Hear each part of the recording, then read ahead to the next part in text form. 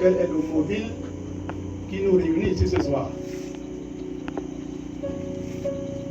Dieu nous a adressé sa sainte convocation pour que nous venions nous nourrir de sa parole. Vous savez, l'homme en général est composé de deux types d'hommes. Il y a l'homme extérieur et l'homme intérieur. J'ai souvent l'habitude de le dire. L'homme extérieur se nourrit du macabo et du plantain. Si nous sommes venus ici ce soir, c'est parce que nous avons eu la force, l'énergie pour nous rendre ici ce soir afin d'écouter la parole de Dieu. C'est grâce au macabo et au plantain que nous avons mangé. Ces éléments nous ont donné la force physique qui nous a permis de nous rendre dans la présence de Dieu. Mais l'homme intérieur est immatériel. Il est invisible. Il est impalpable. Sa nourriture, ce n'est pas le macabo et le plantain, mesdames, mesdemoiselles et messieurs. La nourriture de l'homme intérieur, c'est la parole de Dieu. Amen. Nous avons besoin de nous nourrir toujours de cette parole de Dieu pour avoir un embonpoint spirituel. Amen. Donc tu n'es pas venu ici en aventure ce soir. Amen. Dieu te connaissait avant la fondation du monde. Amen. Acclamons pour notre Seigneur et Seigneur.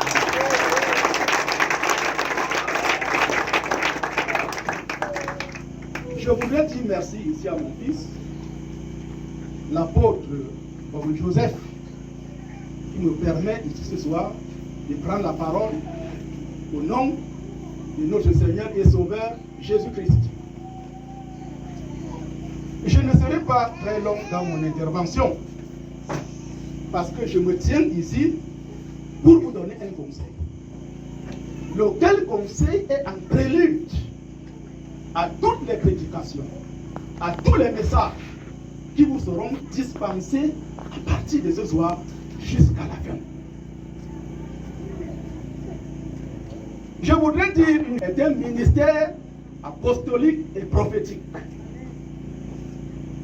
Et même que ce programme est prophétique.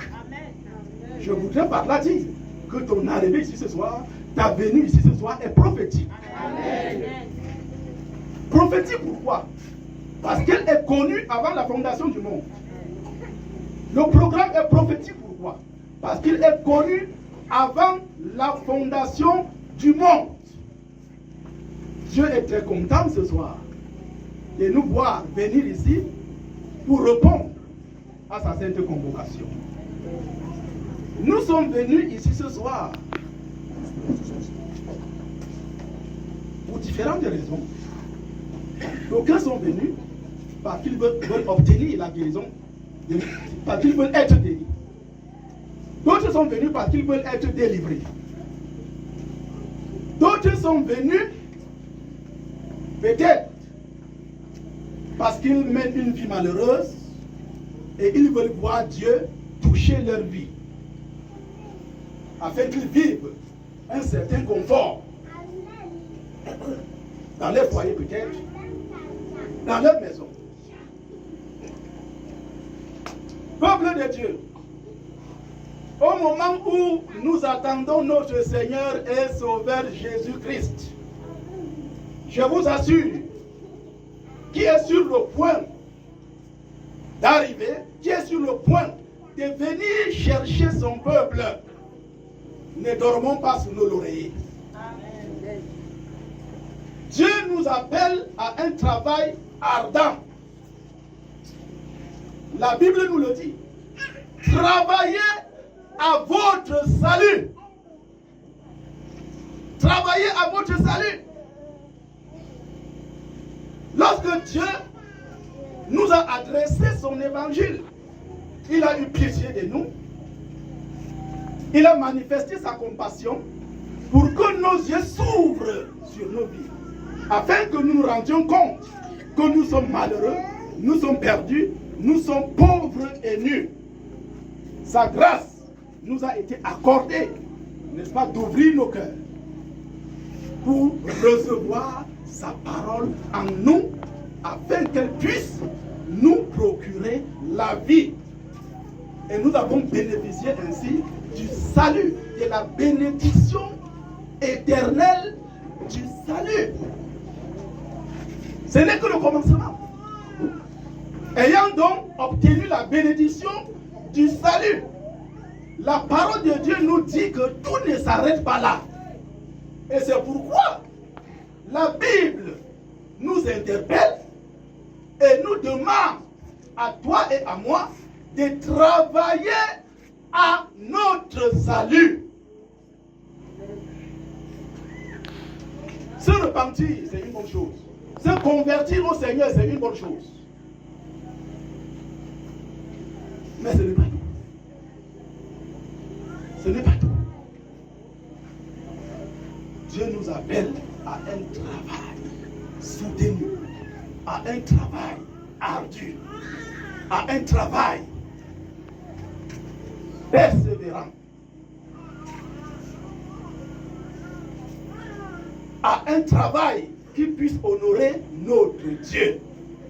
Mais force est de constater que beaucoup d'entre les enfants de Dieu sont en train de s'amuser.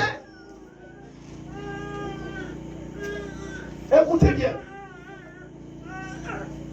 Lorsque Moïse est monté sur le mont Sinaï pour s'entretenir avec Dieu au sujet, n'est-ce pas, de la loi qu'il devait obtenir de Dieu pour donner au peuple. Il est monté au sommet du mont Sinaï où il a passé 40 jours et 40 nuits sans manger, sans boire. C'était très bien. Le peuple, avec à leur tête, le souverain sacrificateur Aaron, était au bas du mont Sinaï, attendant impatiemment que Moïse vienne avec la loi. 2 jours sont passés. 1 semaine sont passées. 2 semaines sont passées. 3 semaines sont passées. Peut-être jusqu'au 39e jour. Le peuple et Aaron ont attendu Moïse sans le voir. Les murmures ont commencé au sein du peuple. Mais ce Moïse, depuis qu'il est monté sur la montagne, on ne sait pas ce qu'il est devenu là-bas. Et nous mourrons ici. Hein? Peut-être il ne viendra même plus. Ils se sont tournés vers Aaron et lui ont dit, mais toi tu es à notre tête. Nous ne savons pas ce que ce Moïse est devenu. Nous voulons que tu nous fabriques un Dieu et que tu le places devant nous, que nous l'adorions, que nous le louons et lui donnions tout l'hommage qui lui est dû. Le souverain sacrificateur, Aaron, a dit que, ok, je vais répondre à votre demande. Tout ce que vous avez comme bijoux, donnez-les-moi. Ceux qui avaient des gommettes, ceux dépouillés de leurs gommettes. Ceux qui avaient des chaînes, ceux dépouillés de leurs chaînes. Ceux qui avaient des barbes, ceux dépouillés de leurs barbes. On a réuni tous ces éléments, on a remis à Aaron. Et il en a fait un veau d'or. Il a placé ce veau d'or au milieu du peuple et a dit, peuple de Dieu, voilà votre Dieu. Les enfants d'Israël ont dit, ah, c'est ce que nous voulions. C'est ce que nous voulions. Ce Moïse, il n'a qu'à rester là-bas. Nous ne voulons même plus de lui. Nous avons déjà notre Dieu. Le divertissement a commencé dans le désert. Le divertissement a commencé. La danse du Ndombolo a commencé dans le désert. Les instruments de musique, vous voulez entendre les sons pour donner l'hommage à ce Dieu étranger. Le divertissement a commencé. Ceux qui chantaient la musique mondaine chantaient. Ceux qui dansaient, la danse mondaine dansait. Ceux qui commettaient adultère, commettaient adultère. Ceux qui volaient, volaient. Ceux qui commettaient l'impudicité, commettaient l'impudicité. Il y a eu toute espèce de débauche au bas du mont Sinaï à cause du retard de Moïse. Peuple de Dieu, les temps n'ont pas changé. Ce qui est arrivé du temps de Moïse est en train d'arriver et est même déjà arrivé au milieu du peuple de Dieu. Alors, je voudrais vous dire que Moïse était un type du Christ. C'était un type de quoi? De qui? Du Christ. Aujourd'hui, ce n'est pas peut-être Moïse. Ce n'est pas Moïse. Mais c'est le Christ qui est à la une. Parce que Moïse était un type de Christ. Aujourd'hui, les murmures ont commencé au milieu du peuple de Dieu. Même les païens ne murmurent pas comme ça. Beaucoup d'enfants de Dieu sont en train de murmurer. Depuis que Jésus est allé vers son Père, il a dit qu'il reviendra pour nous chercher. Nous mourons ici. Nous souffrons ici. Nous sommes persécutés. Nous avons des tribulations de part et d'autre. Depuis qu'il est parti, c'est Jésus. Qu'est-ce qu'il fait là-bas? Qu'est-ce qu'il fait là-bas? Alors ces murmures, tous ces jugements, toutes les mauvaises pensées, toutes ces mauvaises paroles ont permis à beaucoup de rentrer dans le monde. D'autres sont restés dans la maison de Dieu, mais des corps et non d'esprit. Des coqs. Des coqs. Pendant qu'ils murmurent en disant que ce Christ, depuis qu'il est parti, qu'est-ce qu'il fait pour ne pas venir nous chercher?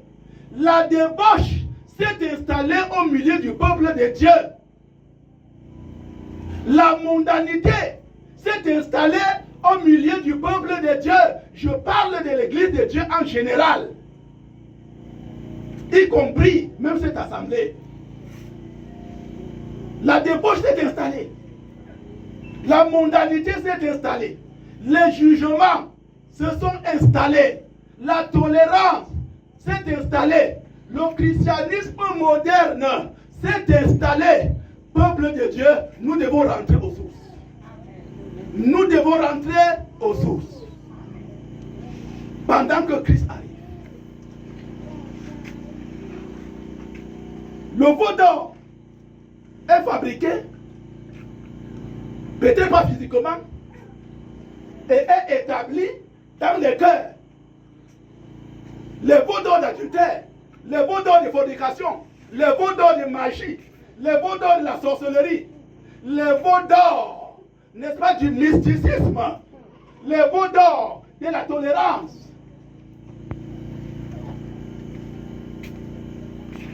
Tous ces dieux sont installés dans l'église en général et dans les cœurs au moment où nous attendons l'arrivée du Seigneur. Alors, je me tiens ici au nom de Jésus-Christ pour interpeller le peuple de Dieu afin que chacun de nous se réveille de son sommeil pour travailler à son salut parce que Jésus vient bientôt.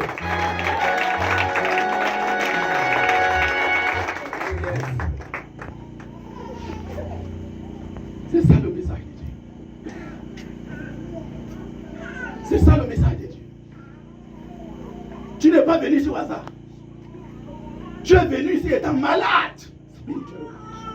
Écoutez, Dieu m'a montré cette nuit une femme qui a découché, mariée. Elle a découché. Elle est sortie par la fenêtre pour aller commettre sa vie. Et quand elle est revenue, elle a menti à son mari. Elle n'était nulle part. Et quelqu'un a dit que ce que cette femme a fait, ce n'est pas la première fois. Elle a l'habitude de faire ainsi.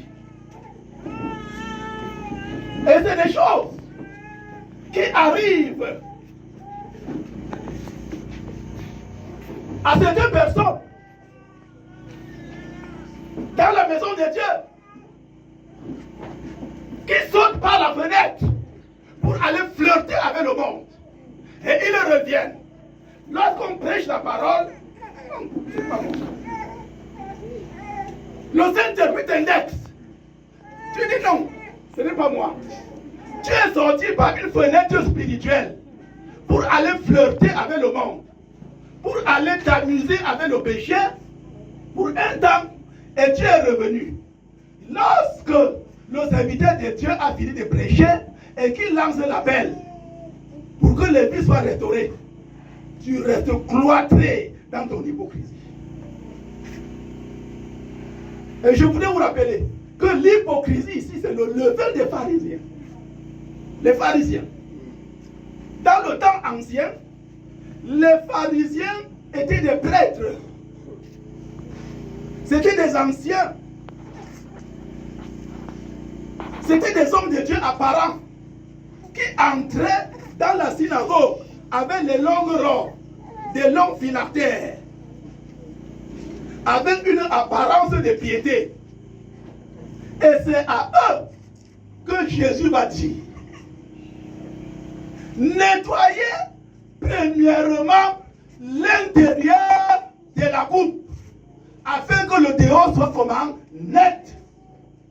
Dieu ne se fie pas d'abord à l'extérieur. C'est l'intérieur qui intéresse beaucoup plus Dieu. Et notre intérieur, c'est notre cœur spirituel. Là où les choses saintes doivent habiter. C'est cet intérieur que Dieu te demande de nettoyer. Il ne se fie pas à l'extérieur, à tes beaux habits, à tes belles robes, à tes belles tresses, à tes ornements. Zéro. La parure intérieure vaut mieux que la parure extérieure. Quand Dieu regarde dans ton intérieur, est-ce qu'il te voit beau à ses yeux? Est-ce qu'il voit que tu es une belle femme? De façon qu'il puisse témoigner de toi dans son ciel. Nous allons lire un seul verset biblique.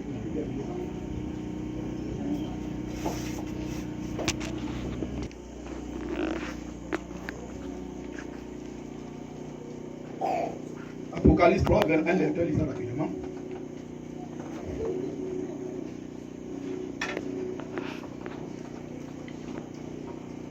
Voici avec lui et lui avec moi. Voilà. Et je frappe. Quiconque entend ma voix et ouvre la porte, j'entrerai chez lui pour lui apporter le repos. Le repos dont il est question ici, c'est le repos de l'âme. C'est un repos spirituel. La porte dont il est question ici, ce n'est pas la porte littérale, mais c'est la porte de ta vie. C'est la porte de ton cœur. Bientôt, d'autres serviteurs de Dieu vont se tenir ici pour parler la part de Dieu. Et l'appel va être lancé. À partir de maintenant, le Saint-Esprit s'est déjà tenu à la porte de ton cœur. Jésus s'est déjà tenu à la porte de ton cœur. Et il est déjà en train de frapper. Il est en train de dire certainement: mon fils, ma fille, je te vois très malheureux. Je te vois très malheureuse. Tu es dans un état misérable. Tu es dans un état d'inconfort spirituel. Tu as de la broussaille dans ta vie, dans ton cœur. Et quand le Saint-Esprit arrive, il faut qu'il trouve un milieu qui lui soit convenable.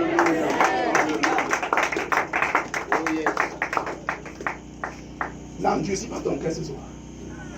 Je sais de quoi je parle. Tout à l'heure, je vais lancer l'appel. N'endurcis pas ton cœur ce soir. Ce programme n'est pas hasardeux. C'est un programme prophétique. Il est connu par Dieu dès les temps anciens. Et ton arrivée ici est aussi prophétique. Et l'appel que Dieu te lance ce soir est prophétique. Et la réponse que tu vas donner à l'appel de Dieu est comment? Prophétique. Parce que Dieu connaissait tout cela avant la fondation du monde. Alléluia. Amen. Voici, je me tiens à la porte de ton cœur et je frappe. Dieu veut t'apporter du repos. Plusieurs sont venus ici ce soir, n'ayant pas connu le Seigneur. Jésus, par sa parole, va se présenter à vous ce soir. Il te revient de lui dire, Seigneur, j'ai une vie misérable, j'ai tant vaincu dans le péché, ça m'en est assez. Seigneur, ce soir, je suis dos au mur, je suis fatigué, parce que Dieu n'aide que ceux qui sont fatigués. Aussi longtemps que tu as encore la force, Dieu ne viendra pas vers toi, parce que tu as encore la force. Dieu vole au secours des personnes qui sont fatiguées. Oh Seigneur, je suis fatigué de la vie du monde. Je suis fatigué de l'adultère. Je suis fatigué de la débauche, Seigneur. De l'idolâtrie. Je suis fatigué de la religion. S'il te plaît, Seigneur, viens et sauve-moi. Voilà la première catégorie. La deuxième catégorie, je m'adresse maintenant aux enfants de Dieu qui jouent au cache-cache avec Dieu. Alléluia. Alléluia. Qui joue au cache-cache avec Dieu. Lisons rapidement. Proverbe 8, verset 13.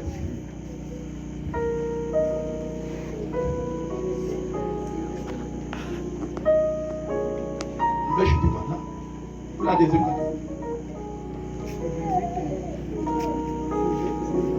Oui, lisons.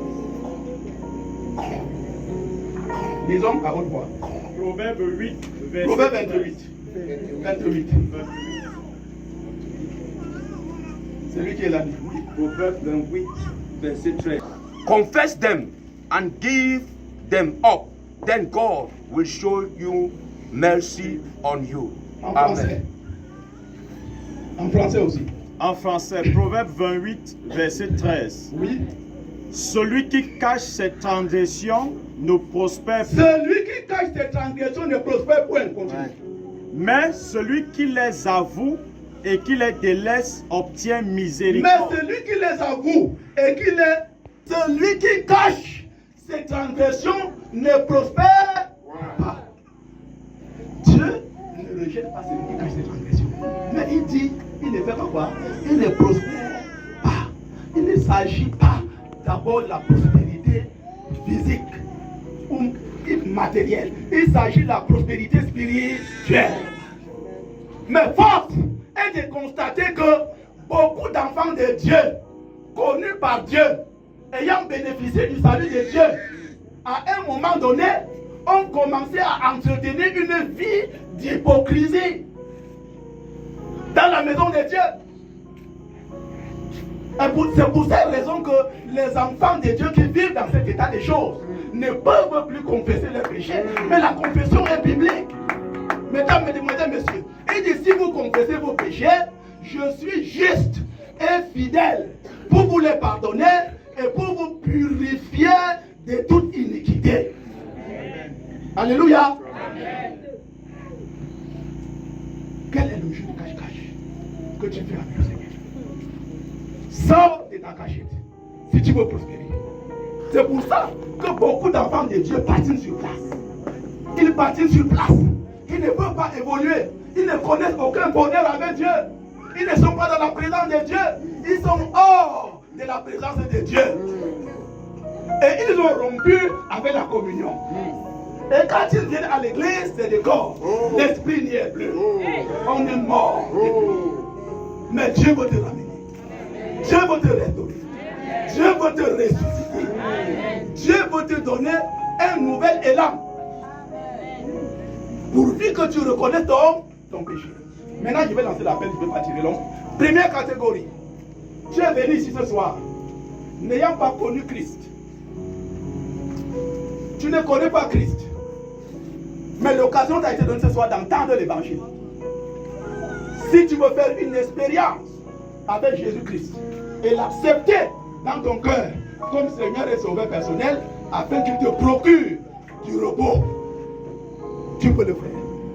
Parce que ça, c'est l'heure du salut. C'est l'heure du salut.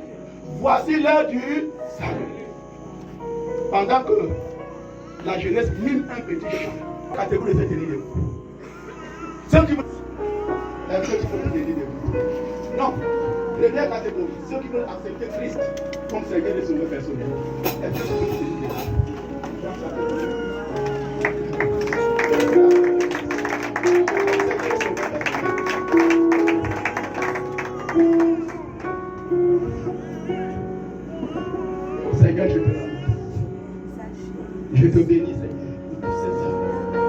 qui se sont tenus debout.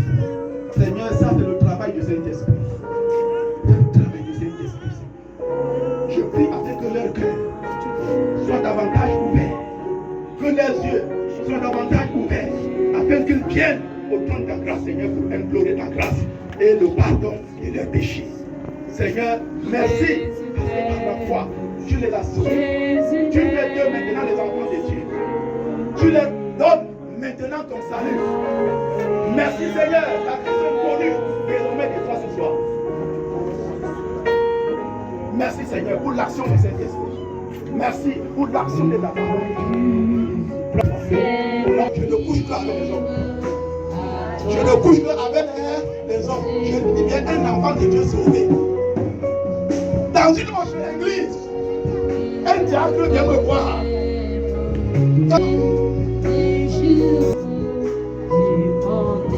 Et c'est pourquoi l'apôtre Paul pouvait se lier. Il y a même au milieu de vous des gens qui couchent à la femme de leur père. C'est une indignation. Ils doivent se repentir pour recevoir la grâce de Dieu. Pendant que je parle, tu connais la situation enfant de Dieu. Alors, si tu veux être restauré, si tu veux obtenir l'aide de Dieu, et si tu es assez humble, pendant que je parle, tiens-toi debout. Je vais prier pour vous. Rapidement.